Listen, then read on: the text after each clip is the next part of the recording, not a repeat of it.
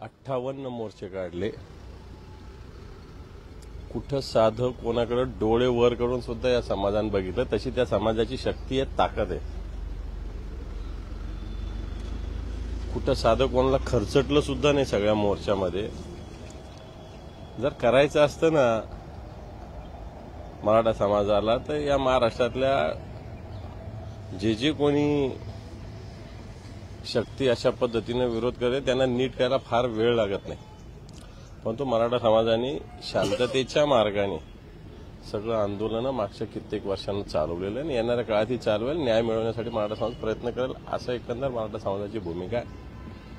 भुजबळांना जे एकट्यानं धमकी द्यायची गरज काय पडली? कारण जे सगळं वैधानिक मार्गाने होणार, त्यामुळे धमक्या देऊन विरोध करून किंवा पाठिंबा करून काही होणार नाही. जे काय होईल वैधानिक मार्गाने सगळ्या गोष्टी होणार. काही दिवसांपूर्वी राऊतांच्या संघटनेवरती जुन्या पेन्शनच्या मुद्द्यावर अद्याप आजपासून सरकारी कर्मचारी निघेल, त्याच्यासाठी निघालं पाहिजे असा आग्रह आहे. आता केंद्राचं धोरण वेगळं, राज्याचं धोरण वेगळं. सर हिंदी में बताइए सर.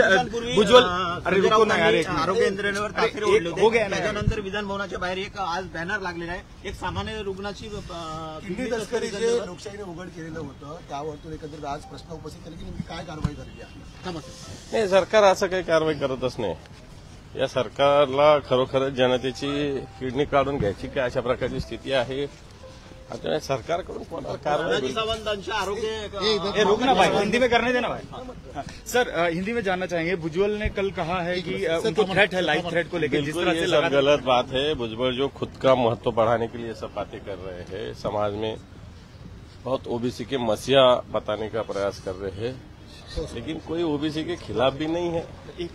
कोई मराठा समाज थोड़ी कहता है कि ओबीसी के खिलाफ है. हम जो कोई मराठा समाज में आंदोलन हो रहा है, सब कोई ऐसा कोई ओबीसी के खिलाफ तो रहने का सवाल नहीं आता, क्योंकि हम सब भाई भाई है.